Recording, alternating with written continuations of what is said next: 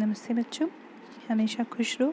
Myself, JVN Dr. Monica Trivedi. Today I am going to teach you the topic, the expansion of ideal gases under isothermal adiabatic condition. This topic belongs to thermodynamics, equilibrium and solution paper, belongs to BSc B.Ed, PCM ZBC and BSc PCM ZBC 4th semester.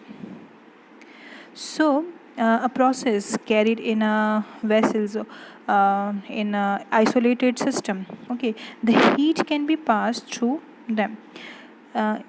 So this kind of system are known as a adiabatic system. In such a process, there is a no heat exchange between the system and the surrounding. So the Q is 0. So according to first law, del E is equals to Q minus W, which is the first law of thermodynamics. So if the for the adiabatic process the Q is equals to 0, so here Q is equals to 0. So we get del E is equals to minus W. Okay, since the work is done at the expansion of the internal energy decreases and the temperature falls. Consider the one, if we consider the 1 mole of ideal gas at a pressure P and the volume V for an insufficient increase in a volume dV at the pressure P, the work done by the gas is minus P dV. Work is equals to P dV, we know is. Okay, so the internal energy decreases by dE. So we can put here W is equals to P dV, and W is a in form of minus, in a form of a negative. So here we can put del dE is equals to minus P dV. Okay, this is equation second. So by differentiate the molar heat capacity at a constant pressure, dE is equals to CV dt.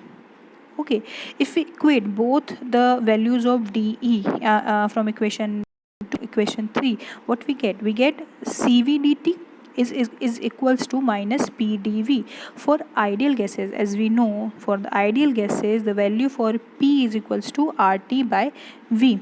So what we get, CV dt is equals to minus RT dV by V. Okay, so what we have done, we have just done the put the value of P in a above reaction. So here we can get CV dt is equals to minus RT dV by V. And if we shift the T value on the left side, what we get, CV dt by T and is equals to minus R dV by V. So integration between T1 to T2 and V1 to V2, and consider like CV to be constant. If we integrate this equation, the above equation, what we get, CV is a constant, R is a constant. If we integrate this dt by dt from T1 to T2, and we integrate dV by V from V1 to V, what we get? We get CV ln T2 by T1 is equals to minus R ln V2 by V1. Okay, since R is the Cp minus Cv, we all know about heat capacity. So R is equals to Cp minus Cv. Thus, if we put the value of R in that equation, what we get? Ln T2 by T1 is equals to minus Cp minus Cv. Okay, and what we have we have on another side CV, and we shift that CV on the right side. Okay, so what we get, Cp minus Cv divided by Cv, the term of Cv ln V2 by V1. Okay, the ratio of Cp to Cv is often known like a gamma. Okay, so Cp upon Cv is known as a gamma. So if we put here Cp by Cv as a gamma, like ln T2 by T1 is equals to minus gamma minus 1, because we have another C1. So if we simplify this value, what we get, gamma minus 1, and this ln V2 by V1.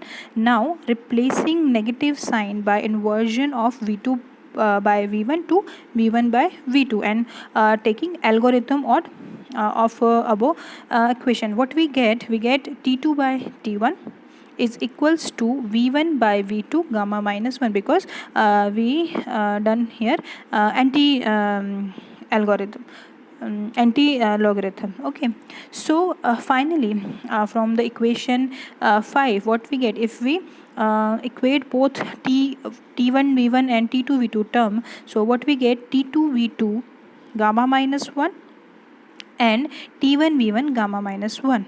Okay, so finally what we get, tv gamma minus 1 is equals to constant. Okay, we can also eliminate the temperature by taking use of ideal relationship. If T2 by T1 is equals to P2 V2 and P1 V1, and this is equals to V1 by V2 gamma minus 1. If we put this value here, so what we get, the right hand side and both from the equation 5 and 6, what we get, P2 by P1 is equals to V1 by V2 gamma, and what we get, P1 V1 gamma is equals to P2 V2 gamma, or PV gamma is equals to constant K.